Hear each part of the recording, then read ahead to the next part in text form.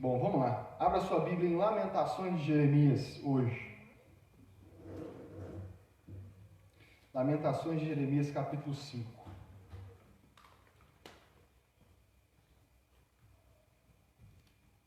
Verso 1, 2 e 3. Lamentações de Jeremias, capítulo 5, verso 1, 2 e 3.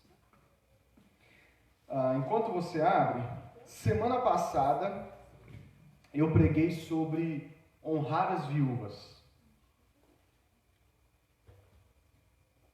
1 Timóteo capítulo 5, Lamentações de Jeremias. Praticamente aí no meio da Bíblia. Eu preguei sobre, semana passada, honre as viúvas. 1 Timóteo capítulo 5, do verso 3 a 16. E semana passada eu dei 5 aplicações a respeito de como praticar, né? De como a gente pode conversar para pôr em prática aquela palavra de honrar as viúvas. E a aplicação 4 e a 5, a 4 foi a seguinte: vivemos em um contexto cultural diferente, tanto com relação à sociedade, que já não é, no contexto do Brasil, não é mais patriarcado, né? Como em relação às viúvas, porque as viúvas do nosso contexto social hoje em dia são diferentes, né? Hoje em dia, as viúvas, quando o marido morre, elas ficam com a herança, né? Enfim, mas ainda assim, conversar a respeito de como nós devemos honrar a viúva deve ser um assunto que nós devemos conversar na igreja, amém? Porque apesar de termos as diferenças culturais, nós ainda não podemos anular esse assunto da palavra de Deus. E a quinta aplicação foi a seguinte, e que eu acredito que os princípios lá que Paulo dá em 1 Timóteo capítulo 5 a respeito de como lidar com as viúvas na igreja, serve como uma direção para outros grupos sociais ou para a gente lidar com outros grupos de pessoas na igreja. A pregação de hoje, eu já iria falar sobre os órfãos, mas aí eu relutando essa semana, né, relutando no bom sentido aqui, eu decidi mudar e pregar o que eu vou pregar hoje.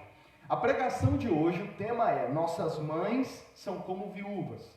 E a pregação de hoje é basicamente uma aplicação da palavra da semana passada. É basicamente, vamos dizer assim, eu vou conversar com vocês a respeito de como uma das formas que nós podemos praticar aquela palavra, no nosso contexto hoje em dia, amém? Então o tema é: nossas mães são como viúvas, e você vai entender o porquê desse tema. Vamos ler Lamentações capítulo 5, versos 1, 2 e 3, diz assim, Lamentações de Jeremias capítulo 5, versos 1, 2 e 3, diz assim, lembra-te, Senhor, do que tem acontecido conosco, olha e vê a nossa desgraça. Nossa herança foi entregue aos estranhos, nossas casas aos estrangeiros. Somos órfãos de pai, nossas mães são como viúvas. Vamos orar mais uma vez. Senhor Deus, eis aqui a tua palavra, fale aos nossos corações, instrui-nos através da tua palavra, na prática de toda justiça, Senhor. Ensina-nos e torna-nos aptos como cristão e como igreja a estar prontos para todo tipo de boa obra. Ensina-nos, Senhor, nesta manhã, nos dê uma orientação a respeito de como podemos honrar as viúvas, ou no nosso contexto social, as nossas mães que são como viúvas. É o que eu oro e te peço em nome de Jesus. Amém. Nossas mães são como viúvas, é o tema. E eu tirei desse verso: lembra-te, Senhor, do que tem acontecido conosco. Olha e vê a nossa desgraça. Nossa herança foi entregue aos estranhos, nossas casas aos estrangeiros. Somos órfãos de pai, nossas mães são como viúvas. Nós estamos lendo os profetas, né? Acabamos de ler agora há pouco Lamentações, estamos finalizando Ezequiel. E recapitulando aqui o contexto, lembrando, né? Nós já falamos muito a respeito do contexto dos profetas nessa série, na primeira temporada, né? Onde nós vimos que qual é o contexto. O povo tinha se rebelado contra Deus na terra prometida, tinha adorado outros deuses, tinham feito coisas que aqui em Ezequiel, que nós estamos lendo, no capítulo 36, em várias passagens, Deus diz assim: o meu povo fez pior do que os outros povos. O meu povo, com quem eu me relaciono, cometeu pecados piores que nem os outros povos que não me conhecem cometeu. Né? E por causa disso, Deus envia os profetas que nós lemos, eu preguei sobre em Miqueias, Isaías e Jeremias.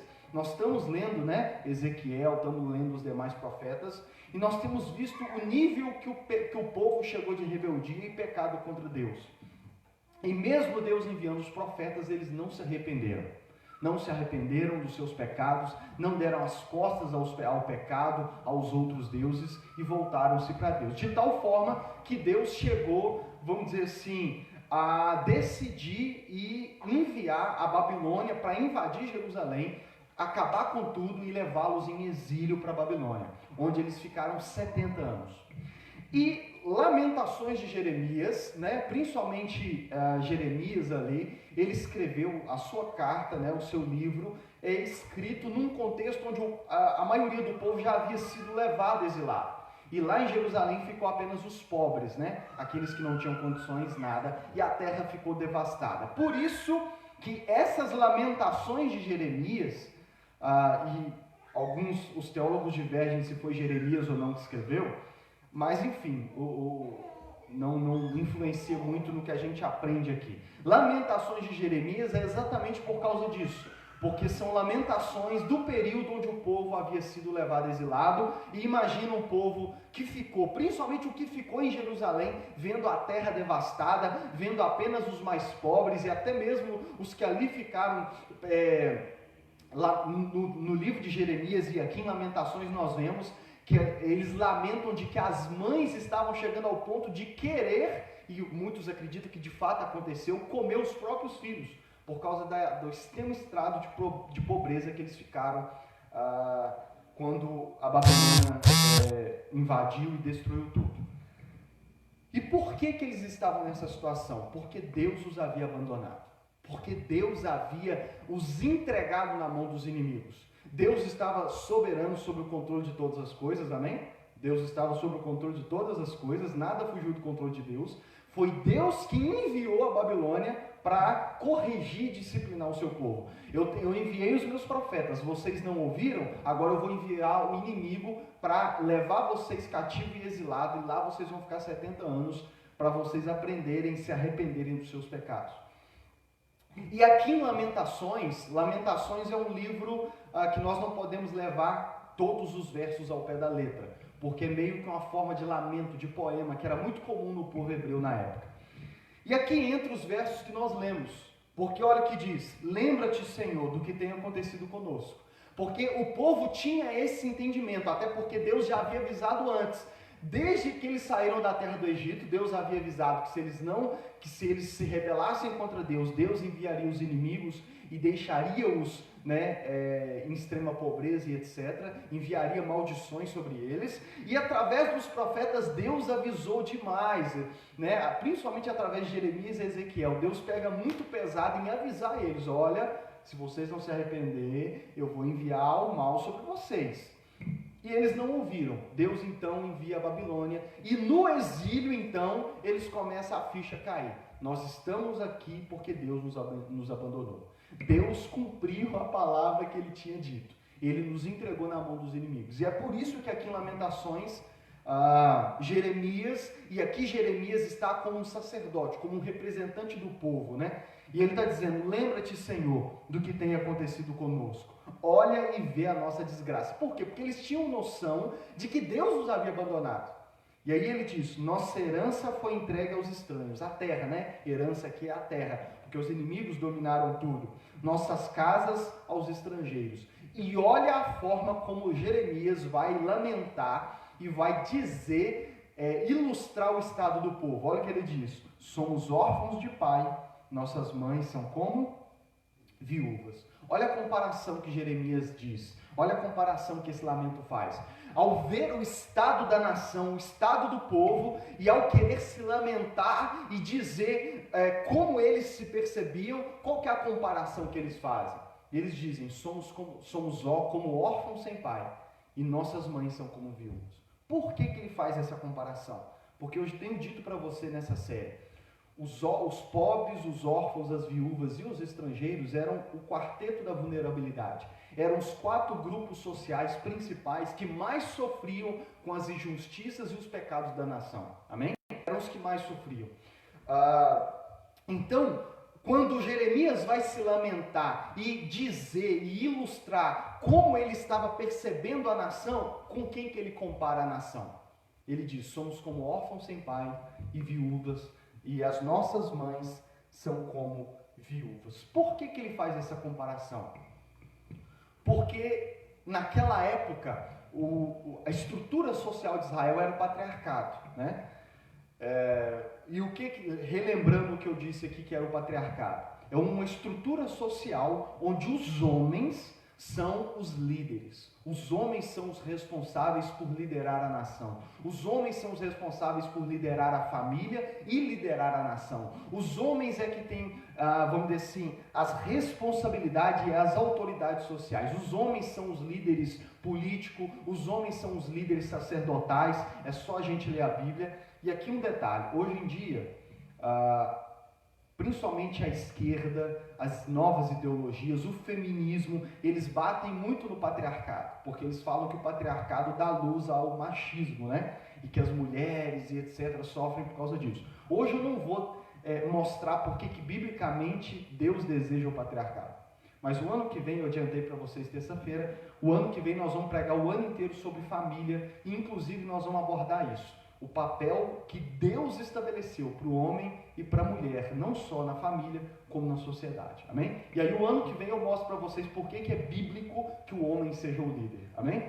Mas aí nesse contexto social da nação de Israel, os homens eram os líderes. É por isso que nós vemos tão frequentemente a Bíblia falar a respeito dos órfãos e das viúvas.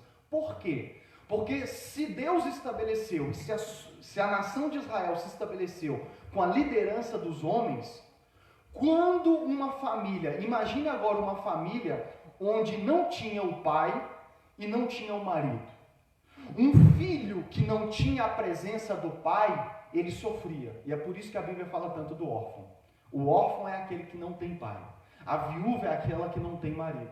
E nesse contexto de sociedade, nessa vontade, nesse padrão que Deus estabeleceu, quando uma família não tinha a presença do pai ou a presença do marido, que ambos eram os mesmos, né? Quando não tinha a presença do homem como pai e marido, e aqui eu estou falando como pai e marido de verdade, né? Quando o homem é homem, pai, marido, tudo com tudo, né? Quando não tinha essa presença, a nação sofria, a família sofria e a nação sofria. E é por isso que nós vemos naquele contexto social tão frequentemente Deus falar a respeito dos órfãos e das viúvas. E é por isso que, outro detalhe, ao longo da Bíblia, principalmente nos profetas, Deus sempre usou a linguagem de pai e marido para lidar com Israel. Não sei se vocês têm reparado isso na leitura. Deus diversas vezes fala: eu sou o pai de vocês. Lá em Malaquias ele vai dizer assim: se eu sou pai, porque a nação tinha Deus como pai, se eu sou pai, onde está a honra que me é devida? Porque Deus, irmãos, quando Deus, ao se revelar para a nação de Israel, Deus escolheu usar uma imagem que nós seres humanos conhecemos, que é a de pai e marido. Então, em vários momentos, Deus, quando vai se relacionar com o povo, ele usa a imagem de pai e marido. Ele diz: eu sou o pai, ou então, eu sou o marido. Em Ezequiel nós estamos vendo isso, não sei se vocês têm reparado. Deus usa muito essa linguagem de tipo assim: eu casei com você, Israel, e você foi rebelde, você foi adúltera, né? Deus usa essa imagem: eu sou o marido, Israel é a minha esposa, é a minha noiva. Em Oséias ele também usa essa imagem. E também usa a imagem de pai e chama Israel de filho, né? Para mostrar essa imagem: eu sou o pai, eu sou o marido. Né? E aí é por isso que, ao entender isso, Jeremias entendia isso ao se lamentar e ao querer ilustrar o estado da nação de Israel. Qual que é a imagem que ele usa para o povo entender? Nós somos como órfãos sem pai e somos como as nossas mães são como viúvas. Por quê? Estamos abandonados. Estamos abandonados e estamos sofrendo exatamente por causa disso. Só para poder pontuar aqui, caso alguém questione uma situação, Lucas, Onde que está escrito na Bíblia que o padrão de Deus é o marido, a esposa? Vou ler o Salmo 128, brevemente. Olha o que diz. Como é feliz o homem que teme ao Senhor, que anda nos seus caminhos. Você comerá do fruto do seu trabalho e será feliz e próspero. Sua mulher será como videira frutífera em sua casa. Seus filhos serão como brotos de oliveira ao redor da sua mesa. Assim será abençoado o homem que teme ao Senhor. Que o Senhor o abençoe desde Sião, para que você veja a prosperidade de Jerusalém todos os dias da sua vida, e veja os seus filhos e os filhos dos seus filhos. Que haja paz em Jerusalém. Aqui está o modelo e o padrão de Deus para a família. O homem que é o responsável, que é o líder, que trabalha, que é responsável, né, Valbir? O Valbir mandou, está no currículo, eu falei, então, que assume os boletos e trabalha, e do suor do seu rosto se torna próspero, e a esposa que é como videira frutífera, que é como a mulher de Provérbios 31, e os seus filhos ao redor. Aqui está uma família abençoada por Deus. E é por isso que, quando falta o marido e o pai de verdade, a família está desestabilizada, a família está, e problemas surgem, né? Tanto que um desses problemas é a orfandade, que são os órfãos, e as viúvas. Lucas, onde que você quer chegar com isso?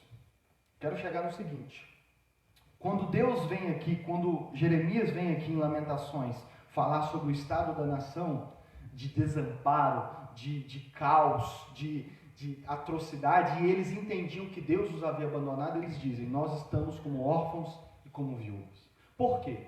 Porque quando nós não temos a presença do pai e do marido, o que nós temos é orfandade e um estado de viúva, né? Como se estivesse viúva.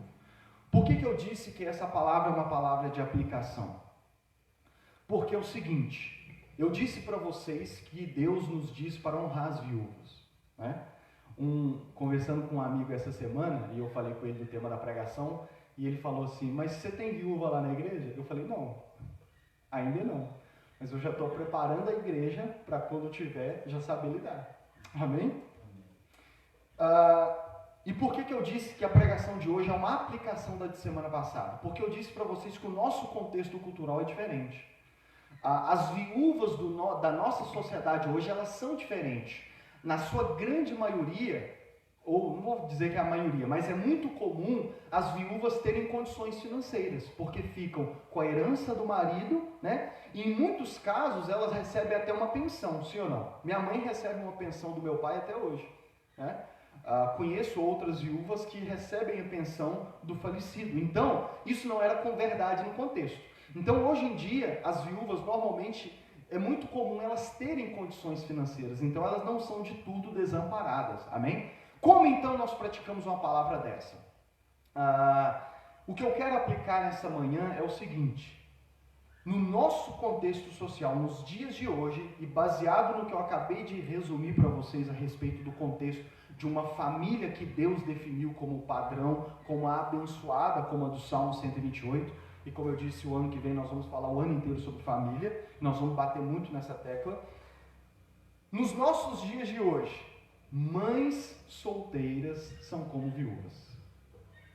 Essa é a aplicação que eu quero dar. Talvez na igreja a gente não tenha que lidar tanto no amparo às viúvas, literalmente viúvas que perderam o marido, mas no nosso contexto, principalmente no Brasil, para mim, e o que eu tenho observado nessa minha caminhada cristã, é que tem se tornado muito frequente a igreja ter que lidar com mães solteiras. Amém? Sim ou não? Nós temos muitas mães solteiras hoje em dia. O que não era uma realidade tão grande na Bíblia, não vou falar que não tinha, mas não era tão comum, até por causa da maneira como eles tratavam com seriedade o casamento. Ano que vem eu falo sobre isso também, né? Mas não era tão comum. Mas nós hoje, na nossa sociedade, é muito comum termos que lidar com mãe solteira. E aí, uma mãe solteira nos nossos dias de hoje, irmãos, são como viúvas. Porque na maioria dos casos, elas não têm o apoio do pai da criança. Eu não vou nem falar marido, né? Não tem o apoio do pai da criança. E é uma realidade que, se naquela época da igreja bíblica eles tinham que lidar com as viúvas, hoje em dia, no nosso contexto cultural, nós temos que lidar com o assunto das mães solteiras. Porque, infelizmente, é muito comum, até mesmo dentro das igrejas. Amém? Então, nós, como igreja, precisamos conversar. Como que nós vamos ajudar, apoiar, auxiliar as mães solteiras que nós lidarmos? Ou na igreja, na membresia da igreja, ou quando formos servir a cidade. Porque nós também sabemos. Deixa eu dizer um dado, você sabe disso. Grande parte das pessoas, por exemplo, que necessitam de ajuda de cestas básicas, seja que buscam ajuda na igreja ou em outras ONGs que trabalham com isso, é muito comum a gente ter contato com o quê? Com mães solteiras, sim ou não? É muito comum hoje o pai da criança não pagar pensão, sim ou não? Uma das coisas que dá cadeia no Brasil hoje é isso. Por quê? Porque é muito comum os homens não assumirem o seu boleto. Os homens, quando a moça engravidar, era só love daqui para lá. Quando engravida e descobre, quando chega e fala, tô grávida, o que o cara faz? Racha fora. E quando muito, o cara é fiel na pensão. Mas nós conhecemos e sabemos que é muito comum o cara não, no mínimo da sua obrigação, que é a pensão, ele também falhar. Por isso que é muito comum, nós vamos ter que lidar com essa realidade. Não só na igreja, como também quando formos servir a cidade, com mães solteiras. E é por isso que o tema dessa manhã é: nossas mães são como são como viúvas, porque uma mãe solteira, ela não tem o apoio do pai da criança. Amém? Então nós precisamos, como igreja, conversar a respeito de como nós lidamos, de como nós servimos, de como nós ajudamos, de como nós discipulamos, no caso das que forem membros da igreja, esse assunto. E só para lembrar mais uma vez, nós já temos viúvas e mães solteiras? Ainda não. Mas devemos nos preparar como igreja. Nós não estamos formando a fundação, o DNA da igreja, então nós já estamos antecipando para quando acontecer, a gente já saiba como lidar. Como então devemos lidar com as mães solteiras na igreja ou no contexto de servir a cidade? Número 1, lembrando a quinta aplicação da semana passada. Aqueles princípios que Paulo dá a Timóteo no caso das viúvas, eu acredito que a maioria deles se aplicam no caso das mães solteiras, né? Como assim? Primeira coisa que eu vou pontuar aqui: discipulado normativo. O que isso significa? É uma linguagem daquele livro Pastores da Família. Ele aplica até na criação de filhos, mas eu acho que se aplica também nesse caso aqui. Discipulado normativo. A responsabilidade das mulheres cristãs maduras. Em outras palavras, semana passada eu li para você Tito capítulo 2, verso 3 a 5. Vou ler de novo. Olha o que Paulo instrui Tito, que era um jovem pastor, a como lidar com a igreja lá na cidade onde ele pastoreava. Paulo diz assim para Tito: semelhantemente, ensine as mulheres mais velhas a serem reverentes na sua maneira de viver, a não serem caluniadoras nem escravizadas a muito vinho, mas a serem capazes de ensinar o que é bom. Assim poderão orientar as mulheres mais jovens a amar os seus maridos e filhos, a serem prudentes e puras, a estarem ocupadas em casa, a serem bondosas e sujeitas aos seus próprios maridos, a fim de que a palavra de Deus não seja difamada. Paulo orientando Tito, um jovem pastor discípulo dele, Paulo diz assim a Tito: olha, você tem que, na hora de ensinar a igreja, ensinar as mulheres mais velhas a como se comportar como mulheres cristãs maduras, e não só como elas devem se comportar amando os seus maridos, vivendo uma vida piedosa. Não vou entrar nesses detalhes, ano que vem provavelmente nós vamos falar mais detalhadamente desse texto. Mas não só como elas devem viver, mas também a ensiná-las a assumir a responsabilidade de ensinar as mulheres mais novas. Então, o que nós vemos aqui, e é isso que eu estou chamando de discipulado normativo, as mulheres da igreja precisam entender, principalmente as que já são cristãs, já são maduras, já estão caminhando na vida cristã, a entender que elas primeiro devem ser cristãs verdadeiras, né? Devem entender que elas devem glorificar a Cristo com a sua vida, como eu disse, resumindo nisso, e não só isso, como também assumir que elas têm responsabilidade de ensinar, de discipular as mulheres mais novas, ou as novas convertidas na igreja. Amém? Por isso que eu disse para vocês, a mulher não precisa se chamar pastora. Na Bíblia não tem respaldo para a mulher ser pastora. Mas isso não significa que ela não tem papel importante na igreja. Porque olha que papel importante na igreja. Paulo está dizendo, você não precisa ter um título de pastora, mas você, Tito, ensine as mulheres a te ajudar no pastoreio da igreja. Como? A ensinar as mulheres mais novas. A discipular as mulheres mais novas. E isso não precisa ser de púlpito, amém? Na verdade, o discipulado mesmo, ele não é no púlpito.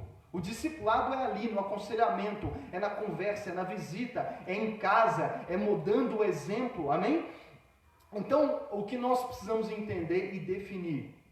Nós temos que criar aqui na igreja uma cultura onde nós ajudamos as mulheres cristãs mais maduras a entender a sua responsabilidade de ensinar as mais novas. Porque o que acontece, o que eu vejo na minha experiência de um pouco mais de 10 anos na vida na igreja? Irmãos, todas as igrejas que eu congreguei, duas, né, antes de nós plantarmos a Cristo para a cidade, nas duas igrejas que eu congreguei, eu conheci e ainda conheço mulheres cristãs que são cristãs de verdade e que são um exemplo de cristãs. Nós conhecemos várias, conheço várias. Mas o que eu até, vamos dizer, amadurecendo, aprendendo essas coisas com os pastores que são referência para mim hoje, eu olhando para trás, avaliando a minha caminhada, eu percebia que as mulheres que eram mais exemplo, que tinham um exemplo a ser dado, que eram exemplos de mulheres, de esposas, de mães e tudo mais, eram as que menos se envolviam na vida da igreja. Entende isso? Eram as que na prática, eram as que menos assim se envolvia nessa questão. Elas não entendiam que elas tinham responsabilidade, que elas não precisavam esperar o pastor mandar, que ao ler Tito, você tem que entender, eu como cristã, como uma mulher madura, como uma mulher que eu tenho convicção de que eu sou um bom testemunho para a glória de Cristo, eu preciso abrir os meus olhos e participar do pastoreio da igreja, discipulando as mulheres mais novas. Como eu disse para você, nós criarmos uma cultura onde as mulheres cristãs mais maduras possam chamar a jovem num cantinho, na sala, que nós vamos ter aqui 5 escritórios, né, para poder fazermos aconselhamento, chamar ela e falar, ô minha irmã, eu te sigo no Instagram, estou dando um exemplo contemporâneo aqui, tá? Eu te sigo no Instagram e você é cristã, você aceitou Jesus, vamos dizer assim, as suas fotos ou a forma como você se veste não está de acordo com uma mulher piedosa. Tem inclusive um livro que eu quero muito que a gente estude ele, Deus o Estilista. Esse livro, o autor fala sobre a ética de Deus para como se vestir. Tá? Como se vestir. E não só mulheres, tá? Mas homens também. Mas entenda o que eu quero colocar. Precisamos estabelecer uma cultura onde as mulheres assumam essa responsabilidade. Onde elas falem com amor, com graça, amém? Não é também apontando o dedo na cara, não é dando cajadada, como os crentes gostam de falar, não. É chamando no canto com amor, com graça, falou, minha irmã, essa postura não está correta. Ou então, o que eu já vi também, já percebi, mulheres que você percebe que a forma, e aqui homens também, tá? Mas eu estou focando porque o assunto aqui é mãe solteira. Mulheres que você percebe que cristãs ou novas convertidas, a forma como elas lidam com o marido não está correta. Eu já cansei de ver mulher que na frente de todo mundo humilha o marido, sabe? Então, o que nós precisamos? De mulheres maduras cristãs que entendam que ao perceberem isso, elas precisam, como Paulo ensinou a Tito, para Tito ensinar as mulheres, elas devem chamar essas mulheres e ensinar elas a como lidar, a como ser uma esposa para a glória de Deus. É pegar Provérbios 31, vamos aqui estudar Provérbios 31 e outras passagens da Bíblia e dizer, e é por isso que ano que vem vai ser para isso, tá? Ano que vem eu vou fazer o meu papel como Tito aqui e ensinar, dar orientação. É ensinar a feminilidade bíblica, como ser uma mulher para a glória de Deus. Porque a Bíblia nos instrui a como a mulher deve ser para a glória de Deus. E os homens também, amém? Então esse é o primeiro ponto. As mulheres cristãs mais maduras precisam aprender a discipular as outras mulheres na igreja. E esse é o meu papel como pastor. É te ajudar, é te apoiar, é te ensinar a discipular e aconselhar as outras mulheres. Amém? E é por isso que aqui um ponto importante, algo bem prático nosso aqui. É por isso que eu já disse para vocês que quem quiser casar aqui na igreja, precisa planejar o casamento no mínimo com 1 ano de antecedência. Por quê? Porque o curso de noivos nosso não vai durar um final de semana não, vai ser 1 ano.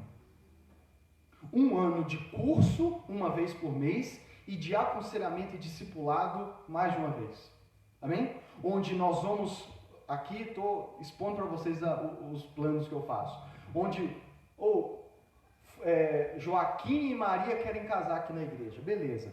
Qual casal maduro na igreja nós vamos indicar ou escolher para serem os casais para discipular esses noivos que querem se casar? E aí vamos descer a parte do curso, nós, a liderança, vamos passar o teórico, né? O fundamento bíblico, o que é o casamento. O que eu vou pregar o ano que vem vai ser basicamente ali. E também esse aconselhamento, porque também não vai precisar ser exatamente eu e a Jennifer. O que nós queremos é uma cultura onde nós tenhamos vários casais que poderão fazer isso. Amém? Elton e Patrícia, esses noivos que querem casar, vocês vão ser responsáveis há 1 ano ficar discipulando eles. Amém? Seja marcando encontros, enfim, acompanhar de perto para prepará-los para entender o que é o casamento. Porque eu disse para vocês, depois de 1 ano, ou aquele casal de noivos vai falar, é isso mesmo que a gente quer, a gente está preparado para casar e ser casado até Jesus voltar, ou eles vão falar, não quero. E aí nós vamos dar graças a Deus, porque é melhor você dizer, não, eu não quero casar, do que casar e 1 mês depois, 1 ano depois divorciar. Amém? Se você pega, ano que vem eu vou falar um pouco disso, se você pega Provérbios, o livro de Provérbios, que é um dos livros da Bíblia que até os que não creem gostam muito, né? Provérbios é o livro de sabedoria. Se você observar e estudar Provérbios, o livro de Provérbios, qual que é a estrutura do livro de Provérbios? Um pai e uma mãe ensinando o seu filho o caminho da sabedoria. Você vai ver lá, meu filho, ouve isso, isso e isso. Ouve o teu pai. Meu filho, nós temos como Provérbios 30 ou 31, uma mãe falando com o seu filho. E olha, é maravilhoso, mas vou deixar para o ano que vem. A mãe ensinando o seu filho a não se entregar para as mulheres fáceis da vida. As mulheres que ficam... Está entendendo? Olha para você ver Provérbios. É uma mãe e um pai ensinando os seus filhos o caminho da sabedoria. E aqui não só os filhos, mas de maneira geral. Amém? Isso é o que nós vamos chamar de discipulado normativo, que é antecipar o problema. Porque o que eu quero dizer com isso, irmãos? Se nós criarmos uma cultura na igreja, onde as mulheres e os casais e as famílias ensinarem, e é o detalhe, Paulo fala para as mulheres ensinar como a mulher deve lidar com o seu marido e tudo mais, nós não precisamos esperar a mulher casar para a gente ter que ensinar. Nós podemos antecipar, é o que o curso de noivos vai se propor. Antes de casar, nós já buscamos ensinar as mulheres a como ser uma esposa para a glória de Deus. Aos homens também, como ser homens de verdade para a glória de Deus. Amém? E aí, as chances de nós termos poucas mães solteiras, no caso de membros da igreja, vai diminuir. Porque nós vamos antecipar. É o que nós vamos chamar de discipulado normativo. Amém? Mas, ponto número 2, e o discipulado corretivo? Esse visa lidar com ou as mães solteiras, membros da igreja, que pecou e engravidou, né? Estava namorando, pecou, engravidou, e agora? Ou as mães solteiras que chegarem na igreja como membras, como pessoas que não conhecem o evangelho, como nós vamos lidar com elas? Bom, nesse caso, e aqui falando primeiro daquelas que forem membros da igreja, por exemplo, nós temos jovens na igreja, futuramente nós teremos jovens da igreja. Aí um casal de jovens começa a namorar. E a gente instrui, ensina, mas eles acabam o quê? Fazendo sexo antes do casamento, que é pecado.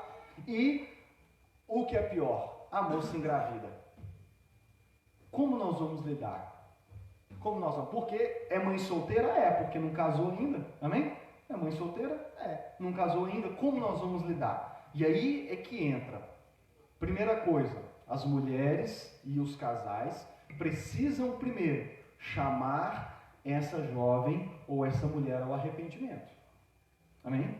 Precisa discipular no sentido de, olha, e isso com graça e verdade, amém? Com graça, misericórdia, verdade, mas firme. Olha, você pecou, você errou, amém? E chamar ao arrependimento, porque a gente sabe, eu já cansei de ver, de jovens que que fazem sexo antes do casamento e acabam engravidando e não se arrependem. Para eles não aconteceu nada de errado. Amém? Nós precisamos ajudá-los a entender de que é pecado, chamá-los ao arrependimento. Vocês precisam se arrepender do pecado que vocês cometeram. Segundo, e aí é que entra as mulheres maduras da igreja a ajudar essas jovens ou essas mulheres, porque mulher mais velha também engravida, né? A ajudá-las a lidar com as consequências da sua escolha e do seu pecado. Porque você sabe que hoje em dia não é fácil ser mãe solteira, irmãos? Principalmente, vamos supor aqui, no caso do pai da criança que vazou, não quer mais nada com você. Tá vendo? Não quer mais nada com você. Um exemplo, a moça ela é membro da igreja, mas se relacionou com um cara que não é membro. O cara agora que engravidou, vazou, sumiu, não quer nem saber.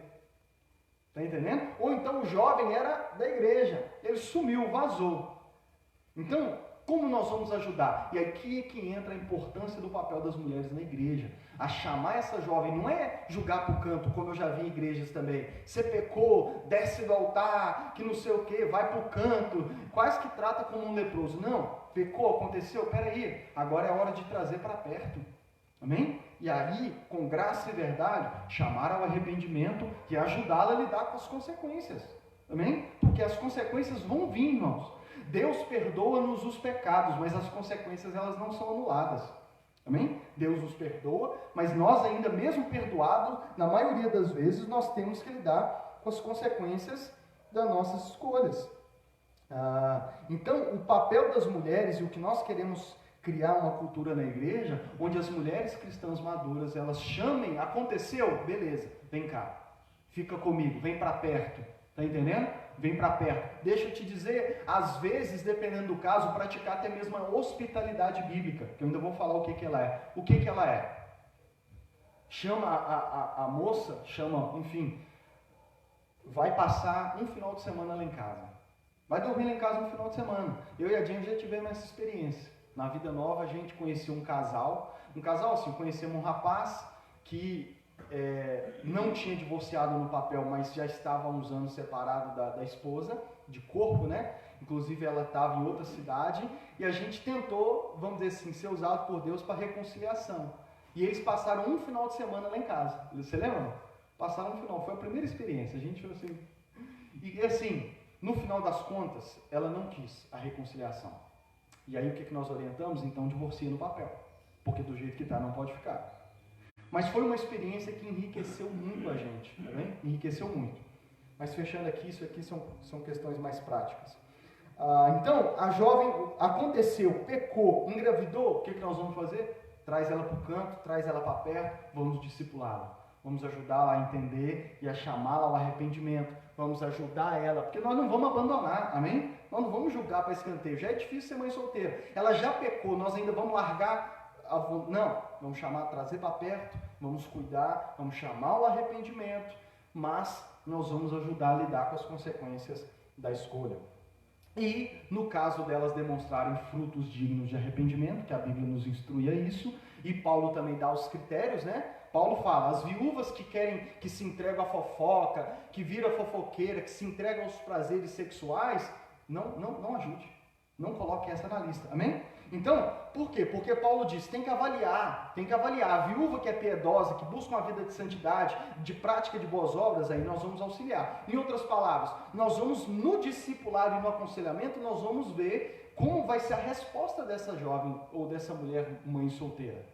Se ela responder com frutos dignos de arrependimento, então nós vamos dar todo o apoio, não só de discipulado, não só de aconselhamento, mas também na questão financeira. Amém? Que é basicamente honrar em todos os sentidos a mãe solteira, no caso, que é como viúva.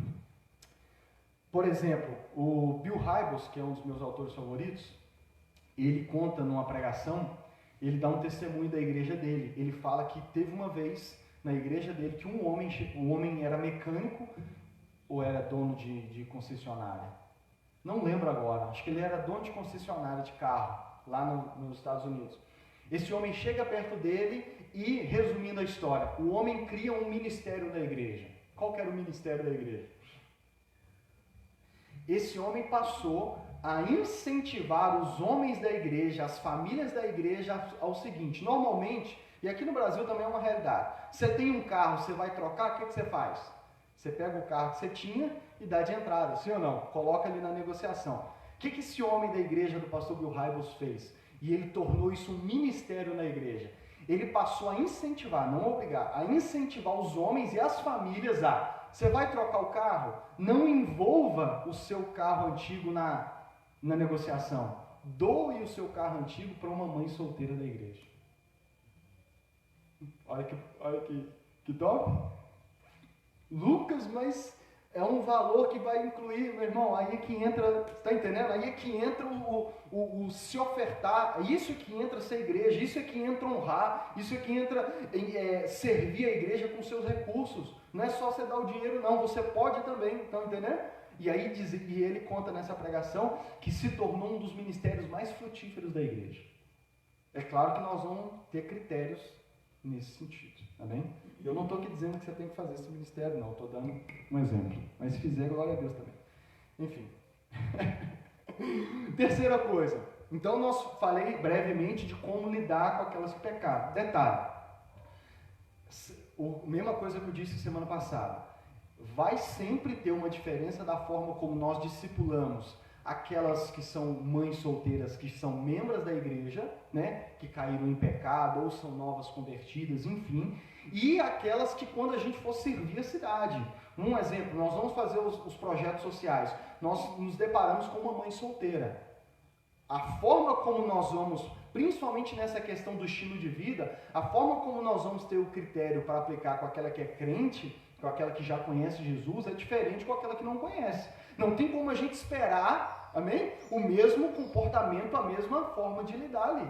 Então a gente precisa também ter essa sabedoria. E terceiro e último, e eu já vou finalizar. Terceiro e último, que nós estamos aprendendo, né, nessa fase nova. O discipulado com os homens. Discipulado com os homens. Falei das mulheres, mas vou falar também com os homens aqui. Por quê? Porque nós precisamos, e aqui entra a nossa parte como homens, precisamos ensinar os homens da igreja a ser homem de verdade. Em qual sentido? Pergunta simples. O pai da criança também é um jovem ou um cara membro da igreja? Porque isso faz toda a diferença. Porque, um exemplo, apareceu, a jovem falou, mas o cara, o rapaz, o jovem ou o cara que engravidou a moça, ou eles namoravam ou tiveram casa, enfim, não vou entrar em todos os detalhes, é membro da igreja também. Aí o que a gente tem que fazer? Chama os diáconos, os pastores da igreja, pega no braço dele, leva ele para a salinha ali, né? Leva ele pro escritório, né? Para a sala de aconselhamento, bota ele no meio da roda e vira para ele e fala: vira homem, né? Assuma o seu boleto. Não tem essa de fugir agora não, nós vamos te dar todo o apoio, mas você tem que virar homem. Eu conheci um rapaz essa semana, que roda com a gente também, que ele tem 3 empregos. De 3 às 6 da manhã ele entrega jornal, durante o dia ele trabalha numa loja de peça entregando as peças que o pessoal compra, e à noite ainda faz entrega de lanche. Aí o amigo nosso em comum virou assim: mas sabe por que ele faz isso? Porque ele tem 3 filhas com 3 mulheres diferentes. Então é 3 pensões. Mas, irmãos, vamos dizer assim, não vamos entrar em todos os detalhes da história, mas deixa eu te dizer, uma coisa a gente pode dizer: pelo que ele falou, ele assumiu o boleto. E o mínimo que é a pensão, ele paga. Para isso teve que arrumar 3 empregos. E ele ainda falou que a atual dele está querendo ter um filho também. Mas enfim, o que eu quero dizer, não estou dizendo que isso é o maior exemplo do mundo, não estou dizendo isso não. O ponto que eu quero ilustrar aqui é o seguinte: no mínimo, pelo menos ele assumiu o boleto que é pagar a pensão direitinho. Amém? Isso não é tudo, amém? Não é tudo, não é tudo. Porque também para você ser pai não é só pagar a pensão não. Amém? A pensão é o mínimo. É por isso que eu estou falando. No mínimo, pelo menos ele assumiu o seu boleto, que é pagar a pensão, que é ajudar a mãe das crianças com a pensão ali. Então, o pai da criança é um homem ou um jovem da igreja? Nós vamos, como homens, aqui entra a nossa parte, a ensinar ele a virar homem, a ser homem de verdade e assumir o seu boleto, assumir a sua responsabilidade. E a segunda coisa, a ser um homem de verdade no casamento, a ser um marido de verdade. Por isso que nós ainda vamos fazer a camisa, né? Homem, marido e pai, tudo com tudo. Porque, ou seja, o que esse lema nosso resume? Tem que assumir tudo, tem que ser um homem de verdade, porque hoje em dia você não pode ser homem, né? A galera da nossa sociedade hoje está pedindo desculpa por ser homem. Nós temos que ser homem e falar, somos homem, não vamos pedir desculpa por isso. Ser homem de verdade, marido de verdade e pai de verdade. Nessa ordem. Amém? E uma outra aplicação que aqui eu vou tirar do pastor Anderson Silva. Numa das suas lives com o Jack, eu não lembro qual, ele diz assim, nós temos que, no discipulado de homens, ensinar os homens a, inclusive, serem homens a ponto de se casarem com mães solteiras. Porque o que ele diz? Aqui eu vou passar e eu peguei o negócio dele que eu concordo. O que ele diz? Ele fala o seguinte, que quando os homens vão para a igreja, ou os homens que se convertem, às vezes tem aquele homem que assim, antes de converter, ele era um galinha, sabe? Fazia de tudo com as jovens. Assim, sabe? Era o garanhão, era aqueles caras que pegava todas e etc. E só Deus sabe o que o cara fazia. Aí o pastor Anderson Silva diz assim, aí o cara converte, quer casar, o que ele faz? Eu quero casar com uma virgem. Eu só caso se a menina for virgem. Então, tipo assim, ele estragou a sua vida inteira, né? Tirou a virgindade de jovens e etc, etc. Aí agora o cara converte e ele está querendo, está entendendo? E aí o pastor Anderson Silva diz, homens na igreja têm que ser homens a ponto de virar para uma mãe solteira, e aqui não é o único critério, tá? É só um exemplo, de virar e dizer assim, ela tem filhos? Vou casar com ela. Vou casar. Vou assumir. E eu conheço, acredito que talvez vocês conhecem também, homens que de fato, até não crentes que eu conheço, que de fato fizeram isso. Casaram-se com mulheres que já tinham filhos e assumiram de fato o boleto. Meu padrasto é um exemplo disso.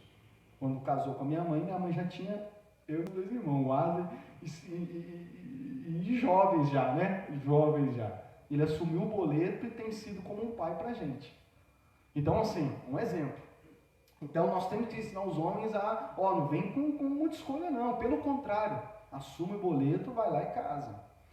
Por quê, irmãos? Porque a igreja tem que ser um lugar de refúgio, redenção e recomeço. Refúgio, porque se as mães solteiras hoje em dia não encontram, às vezes, em alguns casos, até a família abandona ela precisa encontrar na igreja um refúgio.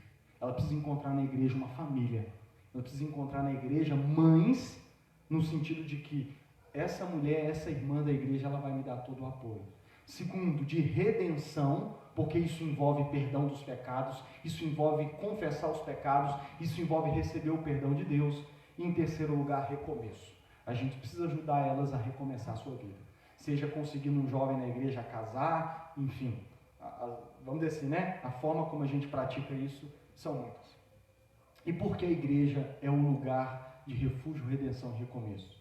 Porque nós temos um Deus que faz uma nova aliança com os infiéis.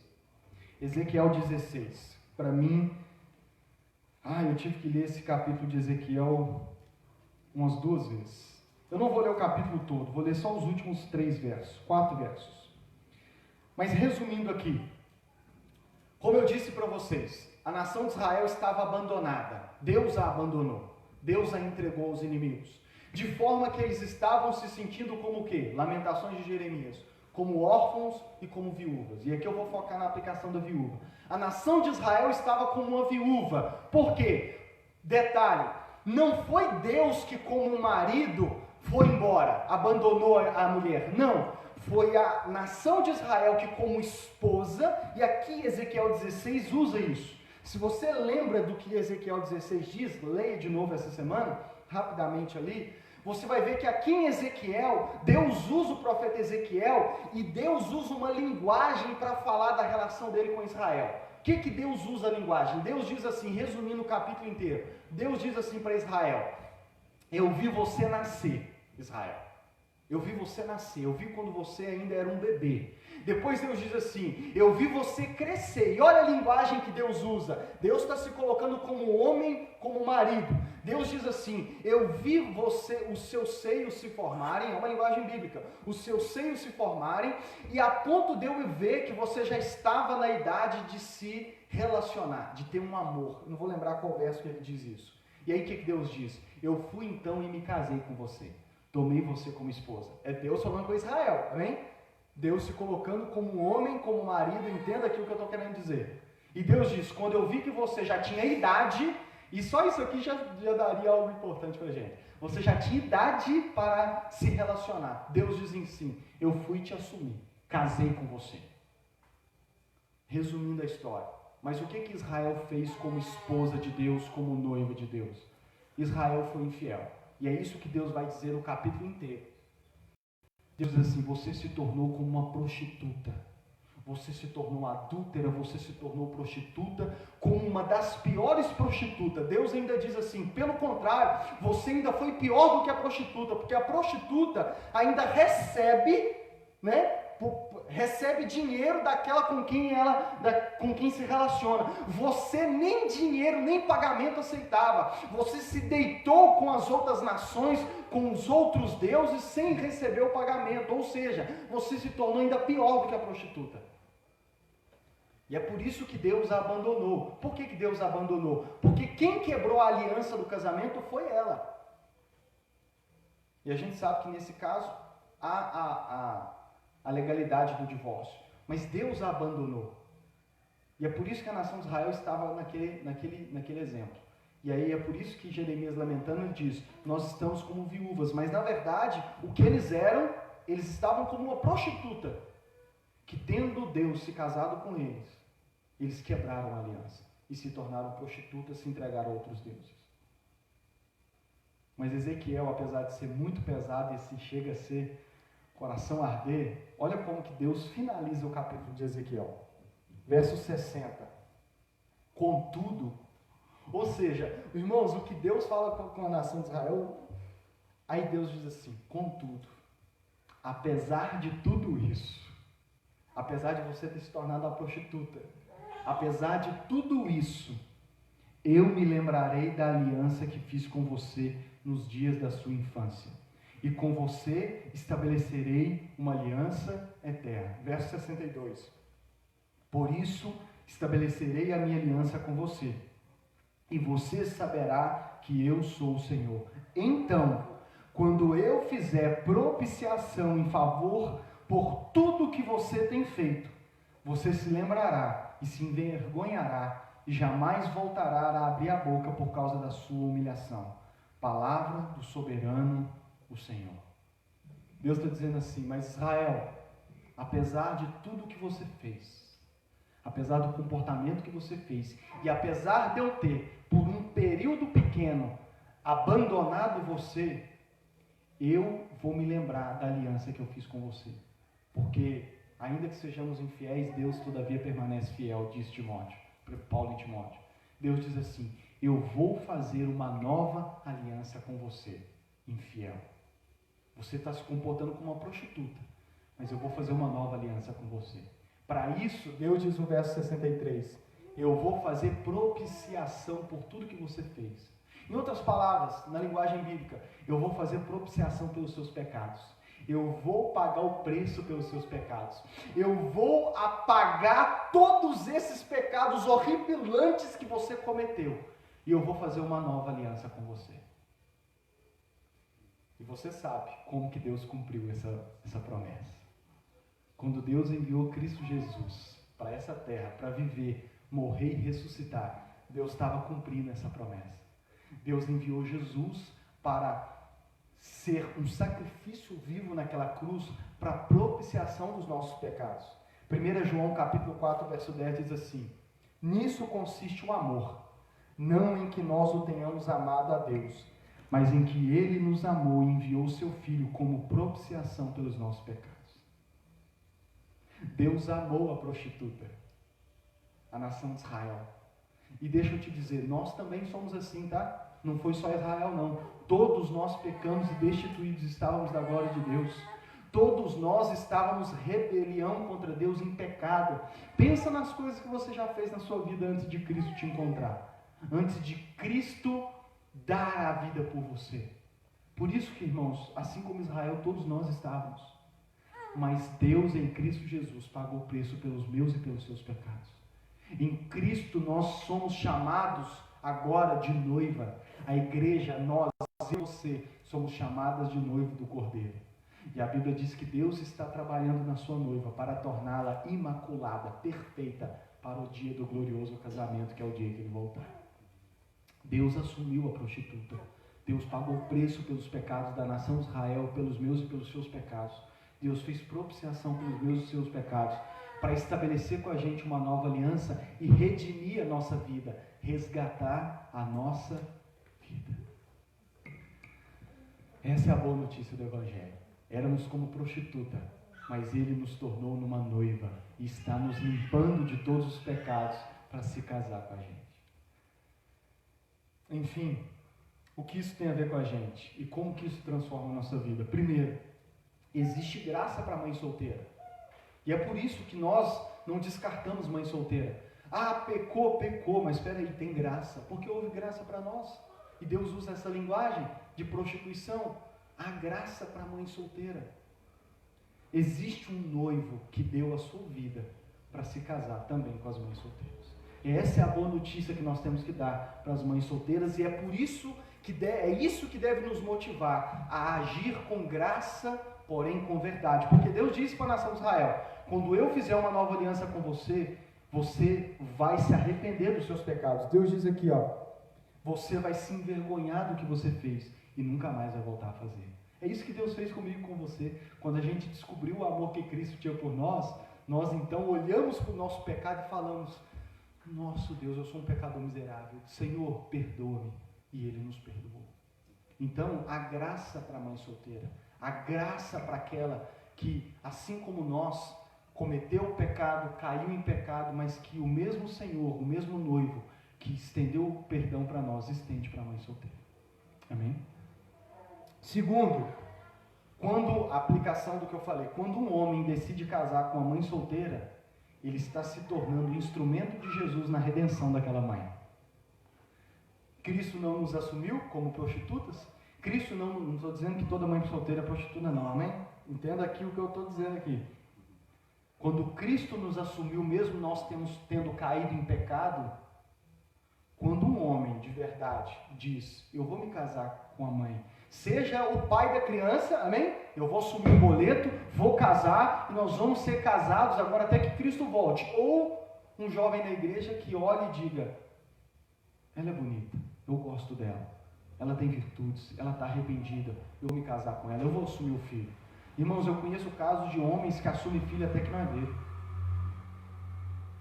Eu conheço o caso de um homem, até que o Balbino conhece também, depois eu vou te falar quem que é, que um dia me contou a história de que o pai da filha da sua esposa, ele nunca foi presente, e ela estava passando um problema difícil, uma fase difícil na adolescência.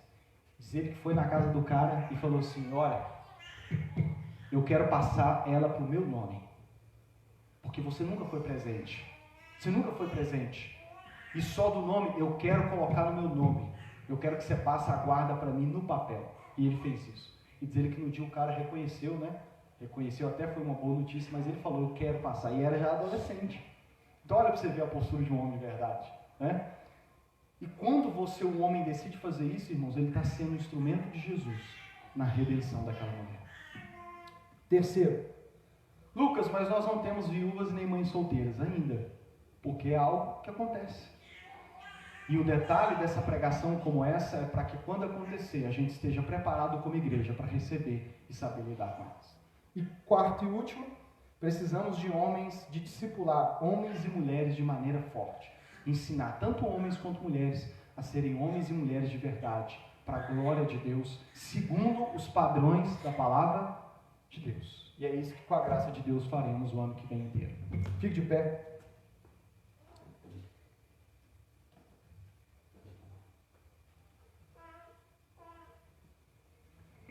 Vamos orar? Lucas, sobre o que vamos orar? Irmãos, vamos orar como igreja hoje. Vamos pedir ao Senhor que nos ensine a serem homens e mulheres de verdade, a nos tornar uma família segundo a vontade de Deus, famílias fortes. Vamos pedir a Deus que edifique a nossa igreja, que está apenas começando, está apenas dando os seus primeiros passos, mas vamos pedir que o Senhor nos dê a graça de nos tornar uma igreja, que a gente tenha homens e mulheres de verdade, famílias de verdade, porque o segredo de uma família, de uma igreja saudável, são famílias saudáveis. Que o Senhor possa nos edificar como uma igreja de famílias fortes, para que tenhamos uma igreja forte e que Ele nos prepare para lidar com todos esses desafios que nós temos nos dias de hoje. Amém? Que nós possamos ter mulheres maduras, homens maduros, amém? Que possamos ter jovens que já vão entender a seriedade do casamento e vão se casar da maneira como agrada ao coração de Deus, amém? Vamos pedir ao Senhor que faça tudo isso na nossa vida, porque, irmãos, nós somos pecadores, de nós mesmos nós não conseguimos, amém? Por isso que precisamos que a graça de Deus faça isso na nossa vida, a começar das nossas famílias. Vamos orar. Senhor, nosso Deus e nosso Pai, obrigado, Senhor, pela Tua palavra, obrigado pela maravilhosa palavra do Senhor. Obrigado, Senhor, porque quando olhamos para a Tua palavra, quando estudamos a Tua palavra, Deus, nós vemos uma família maravilhosa. Nós vemos homens e mulheres de verdade, nós vemos famílias de verdade, nós vemos igrejas fortes de verdade. E é isso que nós queremos, Senhor. Nós queremos que o Senhor faça essa obra na nossa igreja. Queremos crescer como igreja forte, Pai. Oh Deus, eu oro por cada família que aqui está, por cada uma dessas famílias que compõem, Senhor, a Igreja Cristo para a cidade hoje. Te peço, Senhor, que a Tua graça venha abundante sobre a nossa vida, tornando-nos famílias fortes, onde os homens assumem a virilidade de homem conforme a Tua palavra, a hombridade bíblica, Senhor, e assumam o papel de homem, marido e pai, Senhor, sem deixar nenhuma dessas responsabilidades de lado. Que possamos nos tornar homens fortes, que lideram os nossos lares, que lideram a nossa igreja, que vão liderar a nossa sociedade. Que o Senhor nos torne, Senhor, torne aqui mulheres fortes, mulheres de verdade, mulheres sábias que edificam a Tua casa, mulheres como a de Provérbios, que a Tua palavra diz que ela é a coroa do marido, que o Senhor diz que o marido é elogiado por causa dela, que é uma mulher que cuida dos filhos, que é uma mulher empreendedora, que também faz negócio, Senhor, que ajuda, que é uma auxiliadora idônea para o seu marido, como Eva era para Adão, Senhor, antes da queda, Senhor. Ensina-nos a ser um casal, a ter um casamento forte, a sermos casais, Senhor, que vão discipular outros casais, que vão discipular jovens casais, que vão ajudar as esposas e maridos a lidarem e a serem maridos e esposas de verdade, da forma como Te agrada, para que possamos desenvolver famílias fortes, para que possamos também educar os nossos filhos de maneira forte, de acordo com a Tua vontade, para que eles já cresçam sabendo qual é a maravilha de uma família que é centrada em Ti, que tem o Senhor como aquele que define, não apenas que criou, mas que define o papel do homem, da mulher e dos filhos em um lar, Pai. E que possamos, Senhor, estarmos preparados como igreja para lidarmos não apenas com as viúvas, mas com as mães solteiras, sejam elas membros da igreja ou sejam elas aquelas que nós nos encontrarmos nos caminhos dessa cidade e que elas possam encontrar na nossa igreja refúgio, redenção e recomeço, e que tudo isso venha a ser através da Tua graça, que venha a ser uma obra do Teu Espírito em nós, e que venha a ser para a glória do Teu nome. É o que nós oramos em nome de Jesus.